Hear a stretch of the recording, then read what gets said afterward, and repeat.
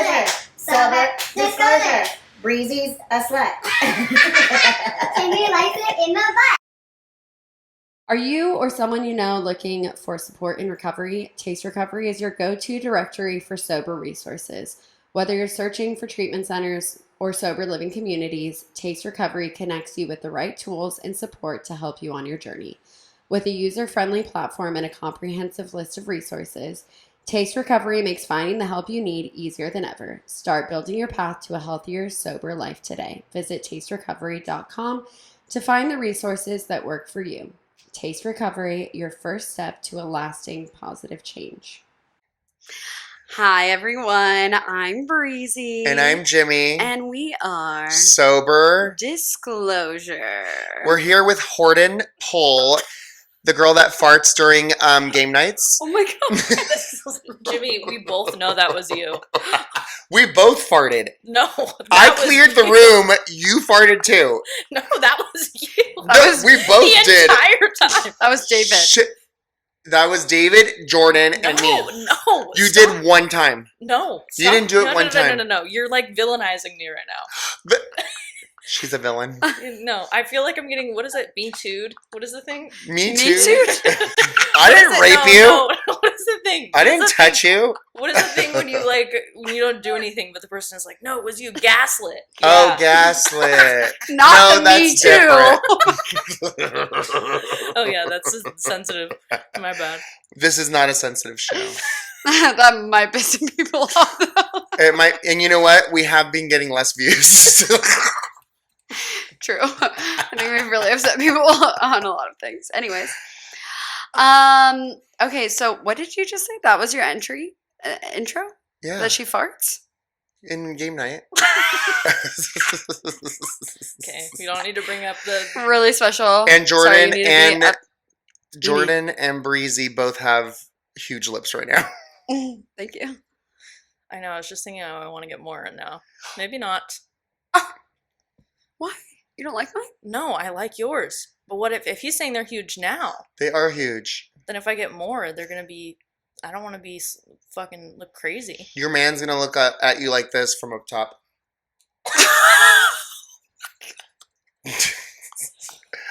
With Hey, big. remember at the same game night when Jimmy described. I don't remember. When Jimmy described about how he was able to suck his own dick. Oh! That what? You were able to suck your own dick. Yeah, and that's only when I'm on meth. Next. Next. Wow, I love this. That's what. Did you tell your hot dad about it? No, I was telling my boyfriend about it. I was like, "Oh, I love Jimmy. Here are some reasons why." Talk more into the microphone. Okay. Yeah, there we go. No, that's true. That is very true that you did tell everyone that you could suck your own dick. Is that actually true? You really is do true. That? So you did really... Fat factor gap. That's fucking crazy. I couldn't even get close to my vagina if I tried. Do you want me to show how I did it really quick? Or we don't have time? We don't have time. Well, we'll do it after the podcast. Okay. So sorry for everyone that's watching on YouTube. I know that you really want to see that. Angel.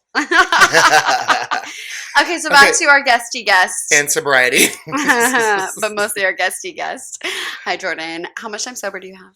I have 4 years and some change. Damn. So your story is very cool because your dad is a pretty big powerhouse in the recovery community as well. Mm-hmm. Do you feel like that played a big factor in getting sober young? Yeah, it was one of those things, I think, where there was like a lot of pros, Mm-hmm. and then there were like a bunch of cons though too, of that, like, you know, the children of recovery. Mm-hmm. It either goes one way, you're like resentful, or you have a lot of respect for it. And luckily I went the way of I had a lot of respect for it, but I'd come into, the recovery world, and it was just always like, oh, this is Dave's daughter. And I like didn't have my own identity, and I like really wanted to just be Jordan. And then the longer that I've stayed sober, now it's Jordan's dad. Oh, So That's true. Switched, yeah. I'd say, oh, that's Jordan's dad or Teresa's husband. Yeah. I don't even know his name sometimes. She's like, I won. But I also like came into like a huge community already kind of set up for me. of like, because people heard about me through my drinking career already, that they were like, oh, we like basically already know you. Because your dad would always like go to people and probably be like, "Oh my God, I what need do I do suggestion." about my daughter? Mhm. She's Like, drinking speak like about this." me, all this Yeah, stuff. Yeah. yeah. Wow, that's interesting. I also feel like that would make me feel a little like, "Ugh, these people know so much about Mhm. me." Oh no, I walked into in Newport. I walked into a meeting and they immediately like came up to me and started crying because they like had like known my mom and my dad from like back in the day, and they were like, "Oh my God, we can't believe you're here." And I was like, "I don't know who you are. Step 2 feet back. Yeah, You're crying in my face. I don't even know your name. that's You're so you. scaring me." That's so you. I love it. She is the queen of boundaries. I wonder if that's because you grew up with a sober dad, though. Maybe. I think it was more like childhood stuff. Like always being too much and being annoying and being too much to handle and all that stuff like caused me to be very like independent and not like need anyone Mm-hmm. other than my dad. But so then when like people don't treat me right, I'm just like, I don't need to. Oh, Or like, it's you're like a being weird, hyper like- independence. Yeah, where it's like actually becomes like a defect for me. Yeah. Like I won't accept help even when I need it because I'm like, I can do it. Almost like a fuck you. Mm-hmm. Interesting. Did your parents meet in recovery? Mm-hmm. Okay. Yeah. Can we get into that a little Yeah, bit? so my mom was 13 years sober, and she went out when I was 9 and has not made it back. My dad, so To this day. Mm-hmm. Okay. Yeah, and then my dad, so my mom, I think was like a year sober when my dad was like 60 days sober when they got together. No way. Yeah, I was going to say something. Your mom was a 13th stepper? I think so. Yeah. Whoa. And she was, so they got together and like literally like introduced in a room Wow. by this chick that I just went to her 65th birthday yesterday. And she so she introduced them and then they met there, and I think they got divorced when I was like 10 or 11. Oh, So so they after stayed she together. relapsed. Mm-hmm. Oh. Yeah. So they stayed together. Your mom was relapsed. They're trying to work it out. Mm-hmm. Long story short. Yeah. And they just had you. Mm-hmm. And then it's funny, so like my mom ended up marrying this guy after my parents got divorced that was 25 years sober. What? And she Um, was still loaded. and she was still loaded, and then he went out. And he hasn't been back, so now they both get loaded together. Oh And they're my together or God. just friends getting loaded? No, they're married. They're married still? Yeah. Oh no. So now they're like both not alcoholic. Oh yeah. They're Yeah. normies now. Yeah, no. Yeah, I know. I love that. Oh no, we're not alcoholics. Yeah. We're not addicts. We're fine. I had like a very clear distinction of what my life could look like. Yeah. Like dad with 30 years sober. Mom, that's a nightmare. You know, Yeah. that used to be sober. Yeah. Do you remember her being sober? No. No, you don't have any No. memories of her? Well, because when I was born, at that point, she was already like not doing anything. Mm. Like just super dry. And I Oh. think at the time that she relapsed, like, because my mom would identify as, what was it, Jessica, and I have and I abuse alcohol. She would never like want to just say, Yeah, Alcoholic. she'd always like, it was weird. yeah. Yeah, that, or at least that's what people told me. Yeah. Wow. Interesting. How far into her new marriage did he relapse? I don't know, like a year or two, something like that. You are who you hang out with. Yeah. That's crazy. I did not know that about your story. Mhm. That's a wild turn of events. Yeah. Interesting.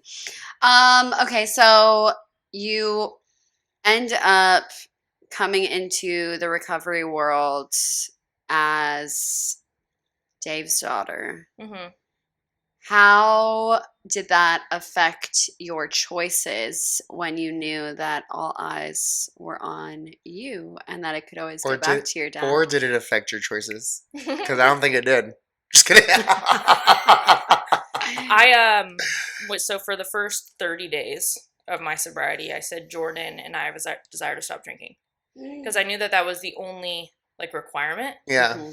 But I was like, if I say alcoholic, like it's over. Mm-hmm. Yeah. Like I can't like come back from that and be like, oh, never mind. Mm-hmm. I love it. I haven't heard that before. No, Yeah, it's so true. the first Jordan grade is, desired to stop drinking.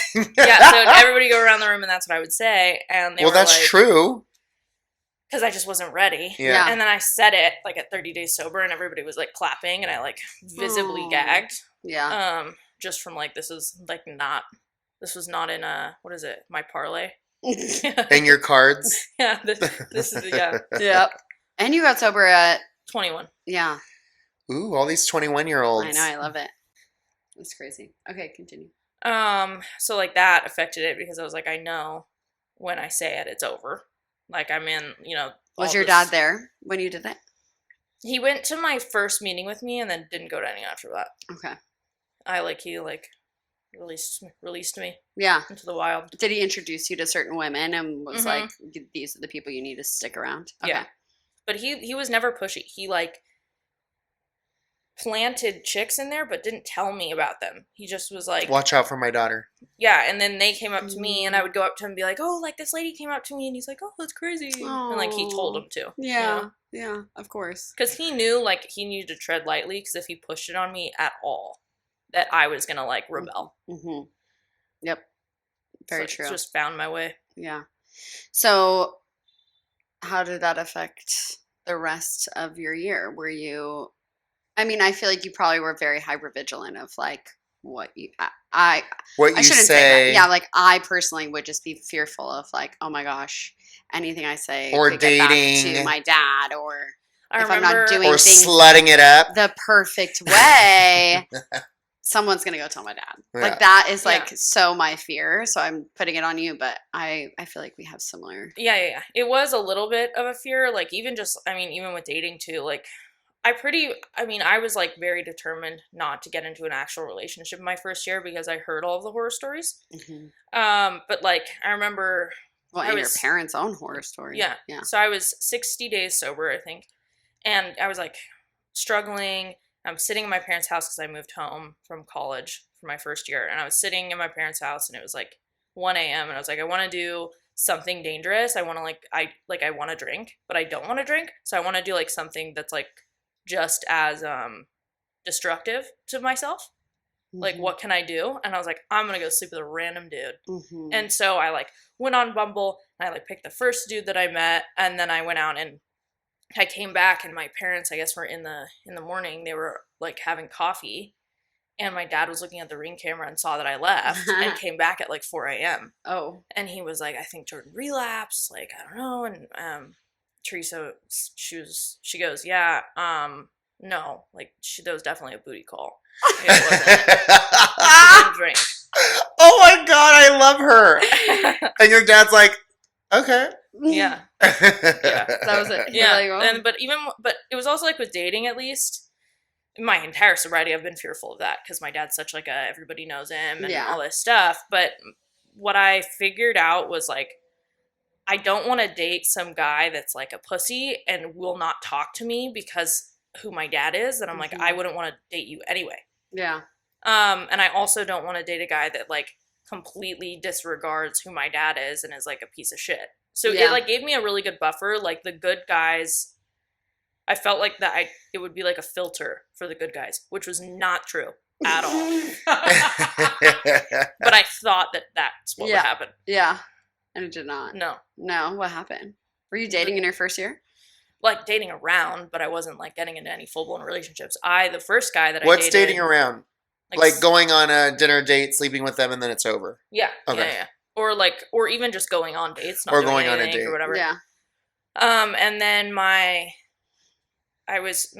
got a year and I started dating this guy that had 30 days. And that did not go well at all. That's so Did you- interesting. Exactly what your mom did. Yeah. Wow. Like mother, like daughter. Did you ask people in your circle if it was a good idea to do that? And they Yeah. said no, and you did it anyway? No, they were like, we think you'd be so cute together. Like, Oh I my wasn't even, he was my like really close friend at the time. Oh, And I shit. wasn't even like interested. And they just were like, you'd be so cute together. Like, you should do it. And then I was like, okay. Sure. Why not? And like our first date, I didn't even know we were on a date. We were just like at the movies. Like we always hung out because we were like best friends. Yeah. So we'd always hang out and go do stuff. But this time he was like opening my door, and I was like, "Why are you doing that?" Then he was like, "I'll pay for your food," and I was like, "I can pay for my own food."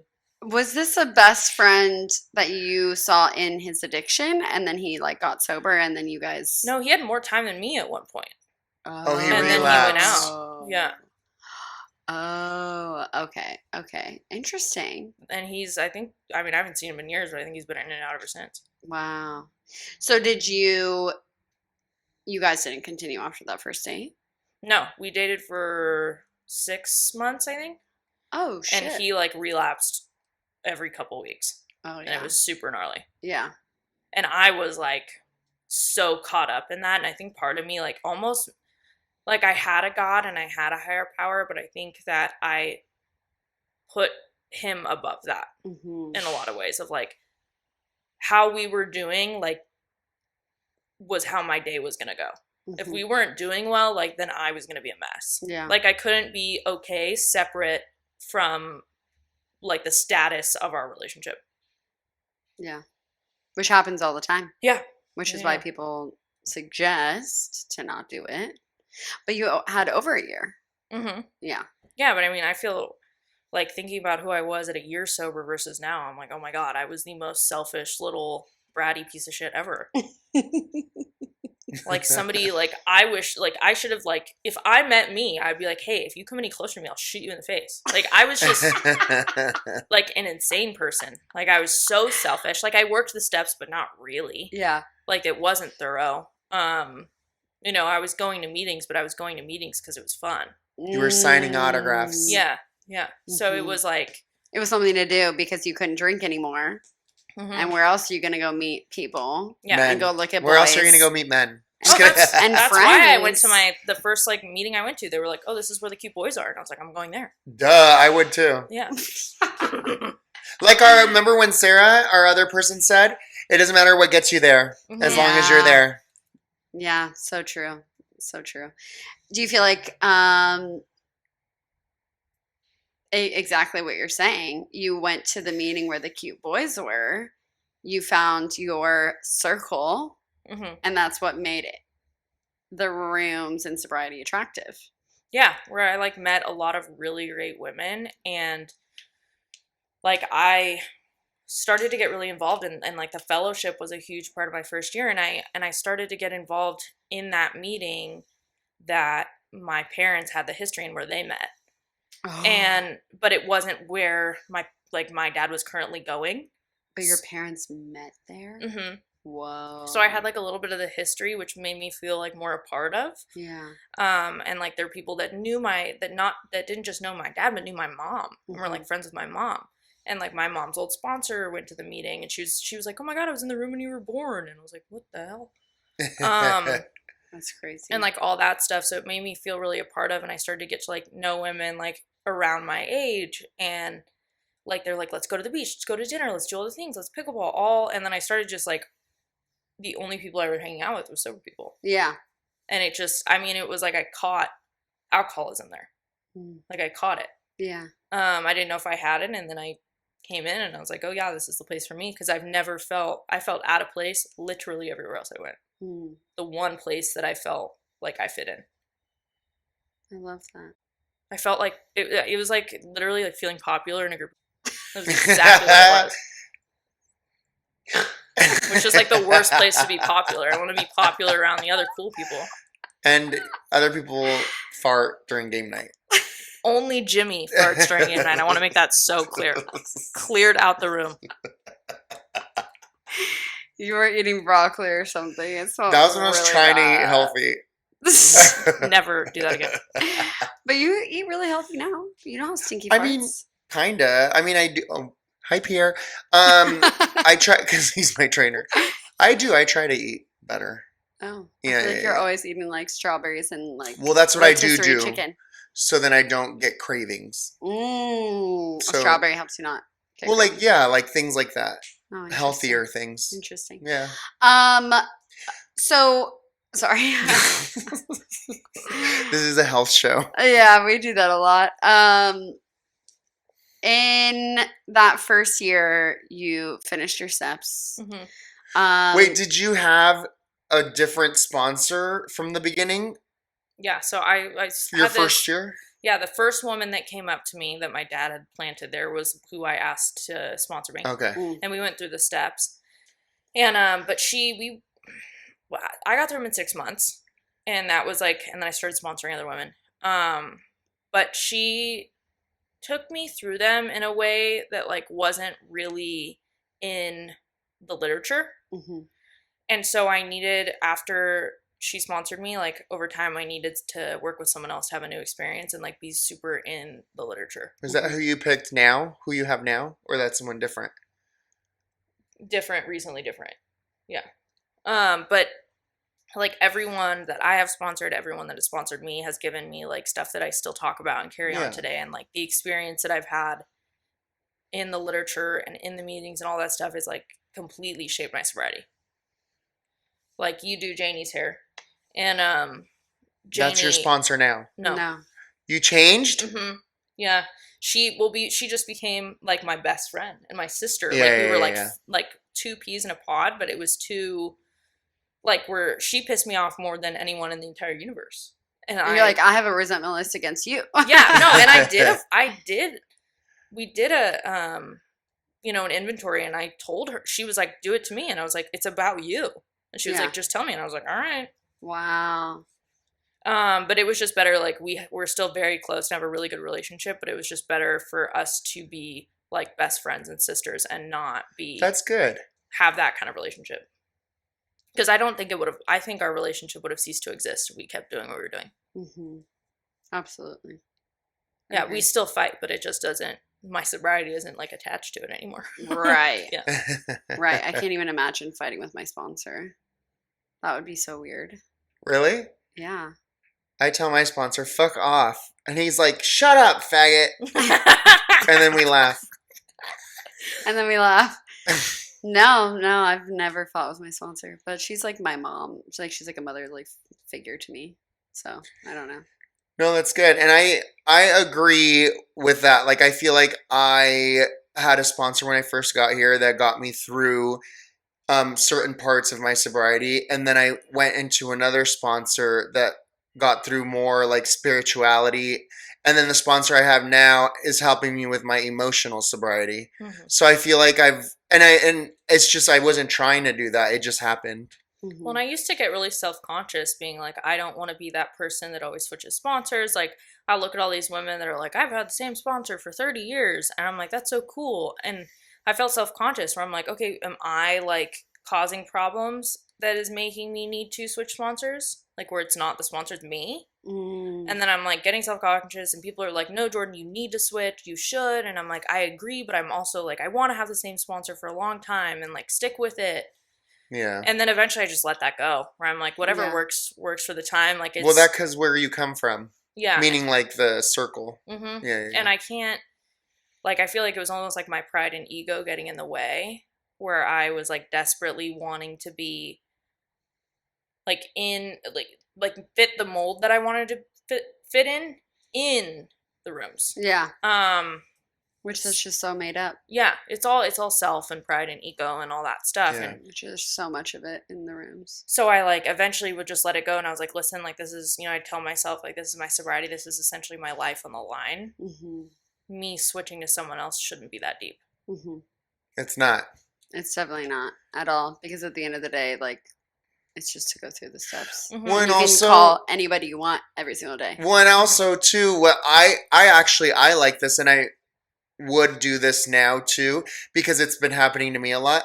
A lot of my friends that sponsor guys that don't have experience themselves with like sex and love addiction and within the rooms, they'll be like, you know what, call Jimmy and do a little work with Jimmy on that. So they're still their sponsors, but they're working with me with just this little area, and I have them do a little bit of things to help them through that. But then it's just for that. I like that. I think that's really cool. Yeah. Absolutely. So getting sober at 21 years old, what is that like? It was hard. Did you have a legal drink? Mm-hmm. Okay. Yeah. So you got sober after your 21st Yeah, birthday. so like my birthday's in September, so I got sober September and my sobriety date's in February. Okay. So I had a little stint. And it would just like progressively, like my drinking career really wasn't that long. Mm-hmm. It was pretty short, but I just like went really hard. And I always knew in the back of my head that like I have a family full of alcoholics, like I'm probably gonna get here. And I remember like being at the bar doing shots, being like, yeah, I'm probably an alcoholic, but I'll cross that bridge when I get to it. Yeah. And I didn't realize the bridge was like right around the corner. Yeah. That's So funny. you know, like thing after thing, arrests, drugs, like all that stuff. And then I get to, you know, I flipped my car in Reno, Nevada, and I was like gonna take a break from drinking. I had no intention of getting sober. Mm. You know, I got the day I got out of jail as my sobriety date. Like I did not intend for that. Mm-hmm. I just was like, I'm gonna take a break from drinking, and then my dad was like, you should go to some meetings to show the court that you're doing good. And I was like, you're right. Wow. And then I just like literally kept going ever since. Yeah. Um, What a good way to weasel that thought into your brain without it being like, you're an alcoholic, you need to go get help. because I was so terrified of like getting in trouble and like Totally. ruining my future. Yeah. Yeah, it was like it was scary because a lot of the people in the room, I didn't find like I feel like I like my first like 6 months sober, I was only hanging out with people in their like 40s and 50s. Mm-hmm. So it, you know, finding somebody to relate to around my age, you know, looking at all these people, like especially in Orange County, that are like they have like 15 years sober and they drive a Rolls Royce and they have all their life together, and I'm like, oh my god, like, you know, I feel so less than in those areas, and then like dating and just trying to like do all that, it seemed like a lot. And I mean, I didn't know how to do anything. Yeah. Like my sponsor taught me how to budget. She taught me how to like keep a job even when I didn't like it, and to not just like quit. Yeah. And to, you know, how to, you know, pay bills on time, and, you know, going back to school and how to do that, and like all taught me like other people in recovery showing me like how to grow up. Yeah. And I'm still growing up. Yeah. Takes a long time. Yeah. But what a gift it is to start the healing and growing at such a young age, because I feel like there's people that get in at like 45 who are like 21-year-olds. Mm-hmm. You know what I mean? Just because they're 45 doesn't mean that they're acting 45. They still have to learn all the shit that we had to learn getting sober young. So you guys were at the same place, except they had wrinkles. And they had much less time here to figure shit out. Yeah, it's like I'm super grateful. Yeah. Did you go to any of the like Dicky Paw or whatever Y-Paw things? Nothing. Absolutely not. Never That's like once. the young people? Yeah. Oh, yeah, Absolutely not. Really? It like that turned me off to It's a little recovery cringe. more than anything. Really? Like the chanting and like the weird weird sober party things, and like I just was like, that seems awful to me. I would rather not. Oh yeah. Jordan reminds me of Wednesday Addams. Like I love powwow, Yeah. but that was like the first time I went was with my parents, and then like I got like my own little crew, and it's like it's fun. It's like it feels more like vacation, but like I've tried a couple meetings that are more younger people, and it just feels like the message is very clouded by a lot of bullshit. Mm-hmm. Like I like people just talking over each other. Like it just doesn't seem like there's a whole lot of respect, I guess, which I struggle with. Mm-hmm. And I know like it works for a lot of people. Where I was at in my life, I was just like, I want to live my life and like go to meetings and do all this stuff, but I don't Want your life to be revolving around it? No, I did. I Oh. just didn't want what they had. where it was like this. I don't know. It was like weird and like culty, Like a fuck fest? Like it seemed like culty to do that, but not culty for like normal meetings. Mm. Where it was just weird. Where I'm like, you guys look weird, you're acting weird, you're talking weird, and I don't want any part of it. I felt like that too a little bit. Yeah, like why are you singing in the middle of a meeting? Who's Yeah. singing? Oh, they have those ones where you can do, instead of sharing, you can do whatever you want. So there's like poems, there's people with guitars. Listen, the day that you find me at like an open mic night, like poem reading, Exactly. thing, I didn't know these even existed. like what is it? What is it when they do that? Like It's called you know in 21 Open Jump Street, Share. when they're like, Cynthia, she died for our sins. yeah. They read the poems. Uh-uh. Okay, well, you just haven't lived. Yeah, clearly. But I will never be there ever. Yeah, I had no idea that these existed. I'm shook right now. I had no idea.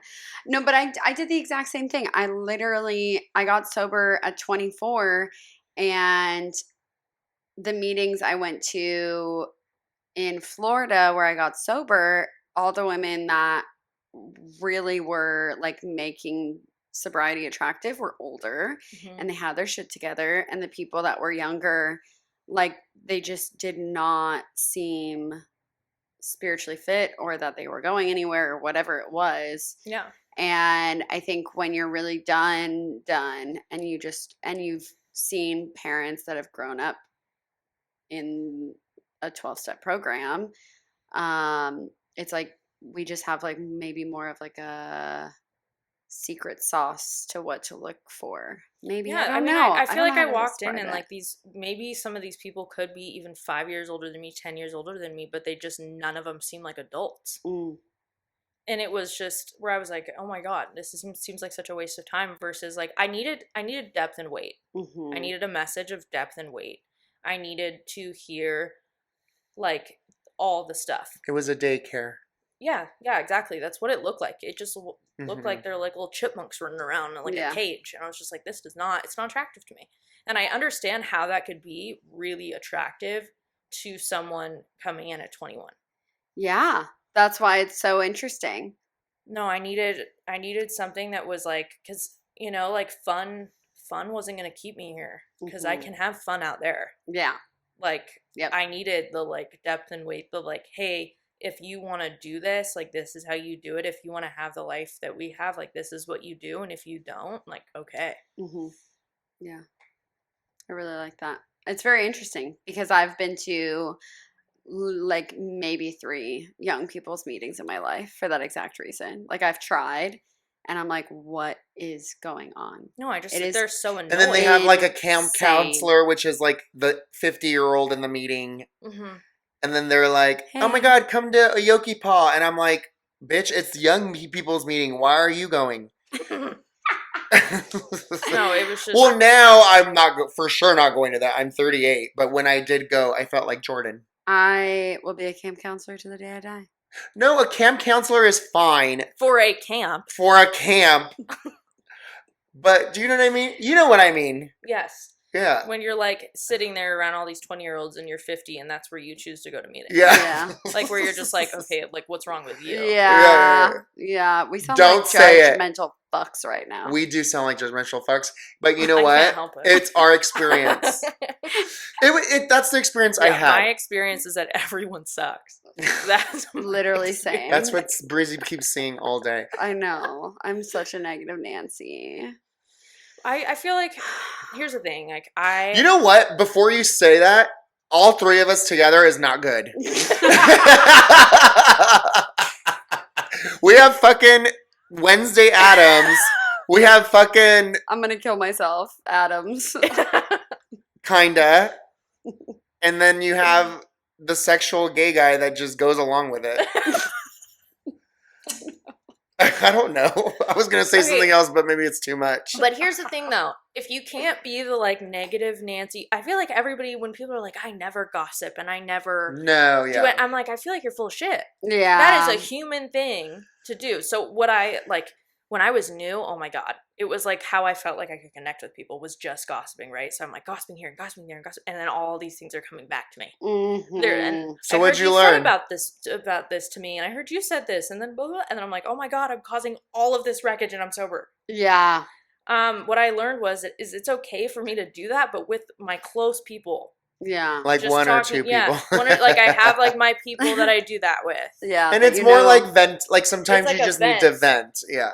that's like, so where funny. I can be like, oh yeah, this girl sucks because this, or this guy's annoying because of this, and I don't have to tell anybody who's willing to listen to me Mhm. Yeah. because that's all I have to talk about. Yeah. And it was definitely based like from deep insecurity Totally. and like needing, you know what I mean, and like trying to figure out how to like connect with other people. And then when I was like, oh my God, this happened, they're like, oh, wait, what happened? And I'm like, oh my God, you're interested in what I have to say. Yeah. Now they Um, love me. Yeah, like I Yeah. felt connected, but it was Mhm. like the wrong kind of connection. Yeah. Mhm. Well, and you were young, and you need to learn that. Yeah. You know, that's some in life. People learn that. Yeah, so it came back to bite me in the ass quite a few times. And then now where Same. I'm like, I can be my negative, judgmental, bitchy, gossipy person with like the people that I trust. Mhm. And that's okay. Yeah. I used to feel a lot of shame about it where I'm like, I'll never get rid of these defects and blah, blah, blah. And I'm like, like, it's a human thing. It's okay. Yeah. Yeah. And I feel like it's very like, oh my God, like, why are you saying that? And it's, listen, I say it with my people. And if you go over there. And I'll say it with my chest. Yeah, Yeah. exactly. Yeah. So I'm like, whatever. If we need to be Period. negative Nancy together, Breezy, I've known you for a minute. We could be negative Nancy together. Absolutely. And then we'll be positive Polly another day. Well, actually, you were not on my side when I was telling you the story earlier. Yeah, because I also am not afraid to tell you when you're being ridiculous. This was a really fucked up situation. Don't look at me. This isn't about me anyways. What's that thing when Kim K was like, oh, I lost my diamond earring, and she's like, kids are dying in Africa. Yeah. That's what I want to tell you. Yeah. Kids are dying in Africa today, Yeah, Breezy. literally that is my whole motto though. That's why I'm in this situation to begin with, so I need to stop saying it because it's making me go further down into the hole. I really want to like meet the people who listen to this podcast that I don't know and see what they like really think about me, because I have been so all over the place in this grieving process throughout the past like 6 months that I have been like this in every episode. You A should whole put, different new like, version of myself You should every put time. one of those like anonymous poll things of like, how do you really feel? But I also feel like that may do it. Either may bring you up or like do a significant amount of damage to your self-esteem. Probably, yeah, probably the latter. Who should do one? Would you fuck Breezy? Yes or no? Yes. Yes. Well, that's what I said. That's the one that will bring you up because everyone will Yeah, probably yeah. say yes. Oh my god. Yeah, and then the next That's one. so nice. Thank you. How much do you hate me on a scale of 1 to 10? Yeah, how annoying have I been? Damon does say I'm annoying sometimes. He listens to our podcast? He just caught up when he goes to Palm Springs. Oh, Um, that's so sweet. Hi, Damon. so you're dating someone right now. Mm-hmm. How did that happen? In the room or outside? He's normal? No, he's not. He's sober, but speaking of the mic, Jordan. He's normal, but or he's not. He's sober, but like I didn't meet him in the rooms. Actually, Oh, nice. I went to a wedding and I was the maid of honor in this wedding, and then he was there, but he was there with another chick that he was dating. So I was like, I'm not talking to you, and I also just didn't talk to anyone because I didn't Did you know think anyone. he was attractive? So I hid in a corner. I didn't even I did not interact with anyone at that wedding. I Oh. sat in a corner because I'm terrified of socializing. Terrified. And I had to do a speech on a Oh. mic. So I was just like stressed the whole time. Yeah. And then I planned this event a couple months later and he was there. And then I was like, oh yeah, you're at the wedding. He was like, yeah. And then that was it. And then he messaged me on, no. And remember that end overdose thing that I did Mm-hmm. in San Diego? Yeah. Yeah. So we did this like event for this organization called End Overdose they provide like free Narcan and Narcan training classes. So like they have different college chapters. It's actually kind of cool. So we did something with them in San Diego and he was there and he sponsored one of like the golf holes and I like briefly talked to him and then he messaged me on Instagram when I posted a picture of a hawk because it was cool. And he just said, fucking sick. And the rest, that was it. That was what got me. I hope I get somebody responding to my lamp today. Well, it was crazy because like I posted a really cute picture of like a selfie before, and he didn't acknowledge it at all. He only acknowledged the bird. I Yeah. love it. And all the other little fuck boys, they were like, damn, hottie, bitch, love the tits, ooh, lips. And then he was like, the hawk, oh my god, I Yeah. love hawks. And then we went out. We've been dating ever since. I Nice. love it. And how do you feel like that has changed your sobriety? So I like did not date anyone up until him. I had not dated anyone for like a year. Yeah, I like didn't, but at least seriously, like I did not date anyone for a year. Yeah. And I was like, because my last relationship was so awful, and I was like, I need to do something. Like I need to like work on myself. Start like I really had poor self-esteem, and like I had really low self-worth after that relationship, and Oh my So God, I Jordan, worked- you did grow up. a lot. Oh my God. She's talking like a grown up. I love it. Okay, keep going. I worked a lot on like my self-esteem and my self-worth and like loving myself and like being okay hanging out by myself and like all those things over that period of time. And my sponsor kept repeating to me, Janie actually, she kept repeating to me like that I have to be able to grow into what I want. That like if I want something and I can't be that, then I'm not gonna find it. And that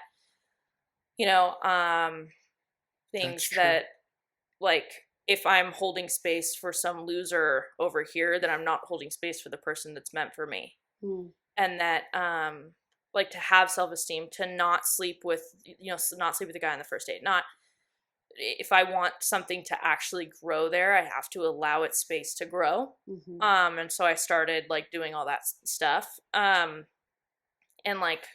that's what happened with like me and Ian is I like immediately like we didn't do anything after the first date. So he didn't kiss me until like our 7th date. And I was getting very frustrated because I was like, I'm doing all the right things. I'm following direction. I'm dressing nice and I'm going on these dates and I'm not trying to be all slutty and weird. And why isn't he not kissing me? And I got so frustrated. And then he texted me one time. We were like talking about it. And I was like, why didn't you kiss me? This is ridiculous. I'm over it. And he was like, you flinched the first time I tried to kiss you. So I guess like. So he got into his head and is like, so I oh, guess, she's like, not ready. The first date, he tried to kiss me, and I just like, and I hit my head just now. I just, like pulled back my head, and yeah, this happens a lot. You'd be so surprised. I've hit my head so many times on things I feel like I'm immune. No, literally. Wait. Same. Did you flinch your head and hit your head in the car? No, I flinched. I did like almost fall over. Oh my But god. I flinched, like and that? that was right after we were sitting in the car, and he was telling me a funny story, and I had water in my mouth, and I spit water all over his car. So I was like, "This is not gonna go anywhere." Yeah. Like this, what a great first date. That was awful. I always spit my drink out. I laugh too hard. Yeah, and then he just looked at me and started laughing, and I was like, "We can never talk about this again." And he tells everyone. I love it. Oh, I love it. that's really cute. It is a quote unquote long distance relationship. Where Kind is of. it? Not He's really. in San Diego. I mean, it's That's not that far. He lives. Okay. yeah, but I only bring it up because we had talked about how like now being more mature and all of the things like you need to compromise on certain Mhm. things and that you've had to change up your meetings because it's like, okay, well, when he's here, and then I have to go down there. That's what I meant by like, how has this changed your sobriety in the sense of like, I feel like we focus so much on that first year, but it's life on life's terms now. And Yeah. it's like, oh, well, I have to do this and I can not just because it is a big deal. And it's really scary for a lot of people of like, I don't want to have to do that. Like, that's my home group. Like, I don't want to miss that meeting and go find a new home group. You know what I mean? Well, that's another thing too, like with the pride and ego stuff. Like I used to be like, I need to sit in the same seat in every meeting. Like then Mhm. people just start saving my seat because I'm going to be there, and like because I'm so important. And, Yeah. and so all these things, and there'd be meetings that I didn't like or that just didn't work with my schedule anymore or whatever that I just kept trying to make work because I'm like, this is where my people, I have my seat, I have my, people know me here, and I'm going to do this and that. And then I eventually like have to let that go. And over time, like I've had to change home groups a couple times. Yeah. Because I move, or, my work schedule is different, or, whatever happens. And it was another thing too, hearing people that are like, I've had the same home group for 30 years. I haven't. Never mind, I'm not going to say anything. But I've also like, that's good. I also have For so many connections in so many different fellowships that when I do go to different, meetings or clubs or whatever, like I'm always like, oh my God, hi. And I get to like connect with someone else and connect with someone new. Or like, a lot of people because of that too. Or everywhere. And I was reminded, like, what is the primary purpose of me going to a meeting? To help another alcoholic. Yeah, it's not to hang out with my friends, Yeah. to have my seat, to share my opinion, to do any of that. It's to help a newcomer, to help someone that's new, to help someone that's struggling, to even just talk, whatever. And that, I had lost that. Okay, give us solution, Jordan.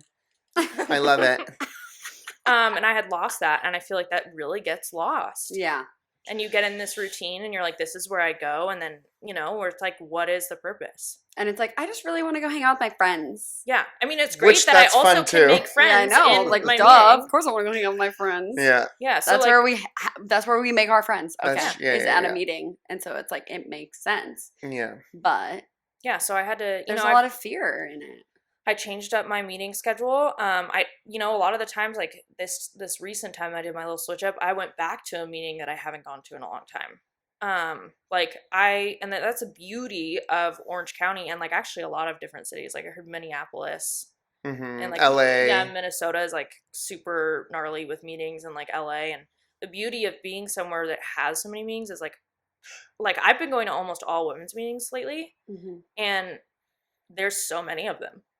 I can go wherever and like take a break or do this or go there or do a speaker meeting or do whatever, and like there's so many available to me, and I feel like so lucky that I can do that, and that I'm not stuck in the same place, because I feel like I would go crazy. Yeah, no, I've been literally going through that exact same thing recently with my home group. I've been since like 7 years, and it's changed so much, and I feel like I've outgrown it, and I'm just in so much fear of like, I don't want to leave, but I know I have to leave. But also like the impact that what you could bring to a different meeting, and to help other women at a different, or other men even, like at a different meeting. Like you could be that person where you're like, oh, like, are you shake weighting? And then it's me helping other men. Oh my God. Just kidding. Like you could be something that somebody really needed to hear. Yeah. Like what, no, of course. like you can bring some kind of different solution that another meeting needs. Yeah, absolutely. Final last question. Question. I can't believe I didn't say it though. You always say I know. question. What was one piece of advice that you got in that first year that has resonated throughout your sobriety that you can share with a newcomer now, here on Sober Disclosure? You should be a ringtone. We are. One, I have a headache now. A jingle. A little bit. It's very loud in these headphones. My nose slit my oh shit. Okay, so the thing, I'm trying to think. I mean, there were so many things, like so many people told me. I guess something that like something that I'll never forget is when I was 60 days sober, I met this girl, Lindsay, and we became like super close, super fast, and we were like inseparable. And she's like my best friend, and she kind of fell off and like stopped going to meetings, and I kept going. And because people just kept telling me like, keep your foot on the gas. And that's what I did, like regardless of what other people were doing, and like she died. And like I remember being on my camping trip with my family, and my dad said, hey Jordan, and he was already pissing me off that day. So I was like, what do you want? He said, Lindsay's dead. And I just started crying, and like it made me hold on to like my seat so much harder. And like then I saw it more and more over the years of people that like you just slowly watch them burn it to the ground, pull away, other things become more important. job becomes more important, the boyfriend, the girlfriend becomes more important, like all that stuff, and then all of a sudden you're like dying from the inside out. And that is terrifies me. To like not even know that I'm like on the road to like my death, basically. And so like I was always told to keep my foot on the gas and to never put anything above my program. That is number one, and that always will be number one for me. Because I honestly don't think I would have made it this far. I think I would have been dead by now. Yeah. I really think I probably had like a year maybe. Yeah. And like I'm super grateful for the divine intervention and like the events that happened in my life to get me to here. Because it couldn't have happened any more beautifully, I guess. Yeah. You live a life beyond your wildest dreams. Yeah. Not me, but just kidding. Yes, you do. I'm She just does. kidding. Well, thank you so much. Thank you, Thanks Jordan. for having me. Showing up and just being such a bright light, and I love you so much. Apparently, I'm a dark shadow, according to Jimmy.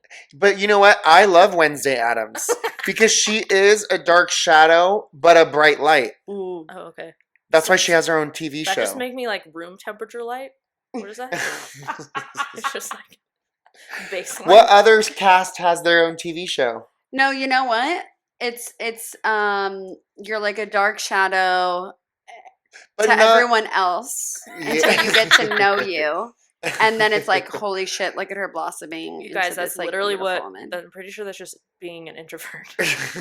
Damon's an introvert. I'm pretty sure that's just what it is. That's kind No, of I cool. love it. I love that Jordan's always like, "What are you looking at?"